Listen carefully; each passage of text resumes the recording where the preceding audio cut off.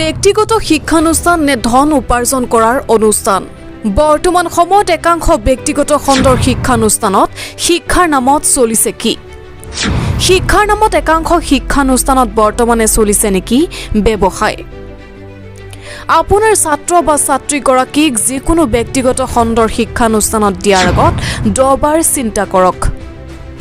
কিয়নো বৰ্তমানে কেৱল টকাৰ বাবে আপোনাৰ ছাত্ৰ বা ছাত্ৰীগৰাকীৰ ভৱিষ্যতৰ লগত একাংশ শিক্ষানুষ্ঠানে কৰিছে লৰা ধেমালি। কেৱল ধন উপাৰ্জন কৰাৰ উদ্দেশ্যেৰে বৰ্তমানে একাংশই আৰম্ভ কৰিছে ব্যক্তিগত খণ্ডৰ শিক্ষানুষ্ঠান। শিক্ষানুষ্ঠানত কিমান লিখা পঢ়া হৈছে 30 দিনত তালৈ চোৱাৰ সময় নাই বিদ্যালয় কৰ্তৃপক্ষৰ। কিন্তু মাহ সম্পূৰ্ণ হোৱাৰ লগে লগে মাহিলী মাচুল পৰিশোধ যেনেকৈ নহওক কৰিবই লাগিব, অন্যথা বিদ্যালয়ত পাঠদানৰ পৰা বঞ্চিত হ'ব আপোনাৰ ছাত্ৰ ছাত্ৰী।